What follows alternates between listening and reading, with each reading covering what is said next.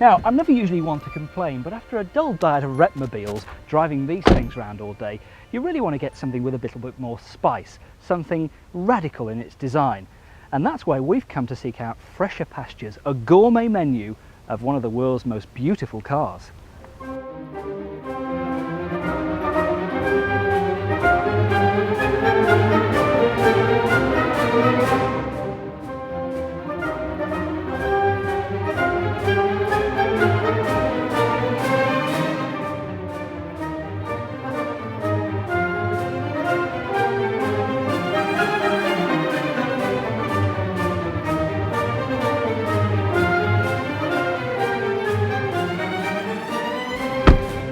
Well, this is Hever Castle near Edenbridge in Kent, where I've come to have my motoring appetite whetted. And on the gourmet menu is the brand new Audi A6.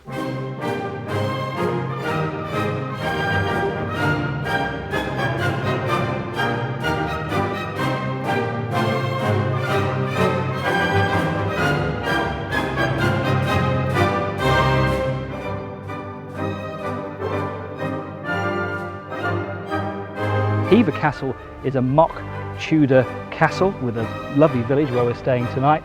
The Audi is the epitome of modern engineering. Audi's designers really have come up with an absolutely stunning car. The curved sweeping lines are just fantastic, very reminiscent of the Audi TT prototype that we saw a couple of years back. The interior is very well appointed too, high spec. Let's take a look at it. Now, the inside of the Audi A6 is very impressive. It doesn't have the ambience of, say, a Jaguar, but it reeks of quality. The only maybe downside about the A6 getting into this car is it may be a little dull, perhaps needs lightening up, but you could do that if you have the optional leather upholstery. You can select the choice of hides and colours. You can even select from 3 different wood trims, and the standard specification on the Audi A6 is very impressive. You get climate control, automatic climate control. You will be able to sit back in luxury with air conditioning whirring away. The stereo system is a quality system which you don't get on some other German cars, so perhaps BMW and Mercedes are going to follow suit on that very soon.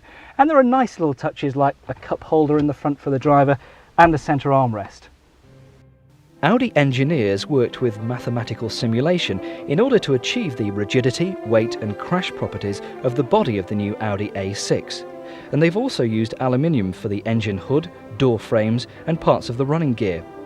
Despite being lighter overall, the new body is 50% more rigid than the previous version, and the driver benefits from better ride comfort. However, if you're looking for a thrilling drive, well, you really won't get it unless you ask for the sport suspension option, which at around £300 is probably well worth paying for. Now with me now is Len Hunt, who's director of Audi UK. Len, you've introduced this gorgeous new A6. What made you bring it in at this stage of the cycle up against the new BMWs, the new Mercedes E-Class? Well, I think since 1994, when we saw the first A6, which was the first car to carry the new A-Series nomenclature, we've been progressively launching cars. We saw the A8, then the A4, then the A3 last year, and now we've been building up for this executive sector attack, really, to take on that car, the BMW 5 Series principally, and the Mercedes E-Class. So it really is an important car for Audi. I think one of the comments that we saw around the introduction of the 5 Series BMW and the E-Class Mercedes was very much the evolutionary styling that the cars took. And with the Audi A6, we see more of an innovative approach, more a step change in the styling, certainly on the exterior and particularly on the interior. And we're seeing sort of design features from the concept car we launched in Frankfurt, which is the TT, the Audi TT. And so we're seeing a design stretch. And I think for people looking to be more sort of innovative, more modern, you can see a sort of far-reaching stretch design. The new Audi A6 was first unveiled at the Geneva Motor Show in March to fanfares and Wagnerian fantasy characters. Its radical styling, reminiscent of the Audi TT, heralds the next generation for Audi. Well, initial driving impressions of the new Audi A6 are very good. We're driving the 2.4, which is the V6, 165 brake horsepower, and this is equipped on this model with the automatic transmission, which includes the Tiptronic mode, which allows you to shift up and down the gears with the manual selector. That's very impressive. One thing that's annoying so far is that the central control system that is in the middle of the dashboard, which allows you to see which gear you're in, is very difficult to see on a bright sunny day like this. I've got my sunglasses on, it's sunny outside, it's very difficult to see which gear I'm in on the control system because you can't seem to adjust the brightness of the control system, so that's annoying. Also, when you're in automatic mode normally, it does tend to hunt up and down the gears a little bit, and there's a bit of jerkiness there as you try and put your foot down and it kicks up a gear. But cruising at 70 miles an hour on a motorway dual carriageway, it's quiet, it's refined. Impressions so far are good. The newly developed electronic climate control now responds to the position of the sun. The system has separate temperature controls for the driver and passenger, and new sensors not only measure the temperature at selected points, but also take into account the surrounding area. A solar sensor now measures the intensity and angle of the sun's rays. Attention to detail, or what? Now, when manufacturers design a new executive car, the driver inevitably always comes first.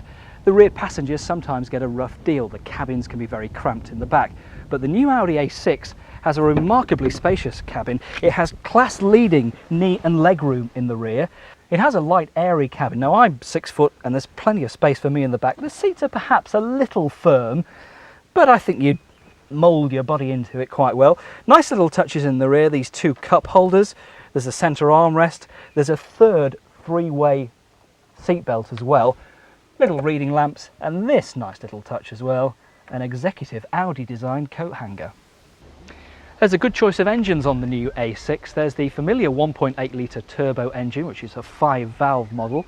There's also the all-new 2.4 litre V6 made specifically for the A6, and this, the 2.8 litre V6, available in either a two-wheel drive or the very familiar Quattro four-wheel drive. And coming soon we'll see the familiar 1.9 turbo diesel engine. In overall length, the new A6 is similar to the old model, but its basic styling has enabled the proportions to change. Body overhang has been reduced by 57mm at the front and 17mm at the rear, and the wheelbase has been increased by 73mm. The body's aerodynamic shape has put the high point of the curve at a more central point than before, allowing for more interior room.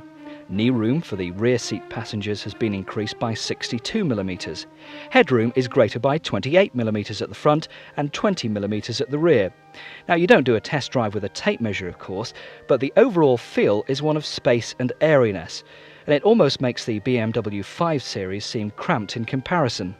I'm in the top-of-the-range Audi A6. This is the 2.8 Quattro, and with me, David Ingram, Product Marketing Manager. David, you were closely involved in the way that the whole A6 was put together. Tell us more about your role in that. Well, it started off as a role for assisting the engineers to develop the right things for right-hand drive vehicles, to ensure that, for example, the windscreen wipers went the right way. It might sound funny, but it wasn't always the case many years ago. And to ensure the appropriate positioning for the pedal layout, the footrest for the clutch foot, and the positioning of the seat, steering wheel and pedal relationship. But I think also beyond that, the UK market is very emotionally based, and the engineers value the input from what they see as a very important market, in fact their most important export market. Now, on some of the cars you can have the automatic gearbox with the Tiptronic. What about on some cars, the Porsche 911s have the shift up and down on the steering wheel? Is that going to come on the new A6? Yes, very much so. We hope to be able to offer that within about 12 months, also with radio controls on the steering wheel, again for more and more convenience, but we want to make sure that the positioning of the buttons is exactly right so that they don't get in the way of normal day-to-day driving. The outgoing A6 was developed quite some time ago, and a lot of developments have taken place since then. I think the most noticeable thing about the car, as you say, apart from the design, is how much more refined the car is. The engines are much smoother. A lot of engine technology with 5 valves per cylinder makes the car more efficient, makes the engine more efficient, but also quieter and smoother. The car itself is much quieter in terms of road noise, wind noise, and the contrast between the driving experience of this car and its predecessor is really quite noticeable. Now, there are lots of important safety features on the new Audi A6, which of course you'd expect on an executive car costing between £20,000 and £30,000. You get airbags for both the driver and passenger, you get 5th generation ABS, and you get ASR, which is an electronic traction control. Now, unfortunately, it's a beautiful dry sunny day today, we can't try it out, but presumably on wet roads it means the car is very stable, there's no wheel spin. Even Audi have provided us with the nice weather today.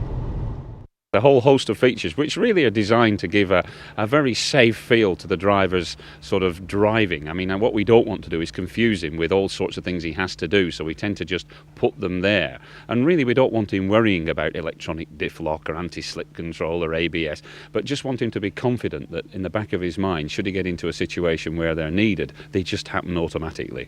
I mean, most people, when they try and look through the handbook and try and work out what that is and what that is and what it does, I mean, are probably going to be completely confused. Absolutely. I think we just need to make sure that they know it's there and it's working in their interests and enjoying, improving their enjoyment of the driving.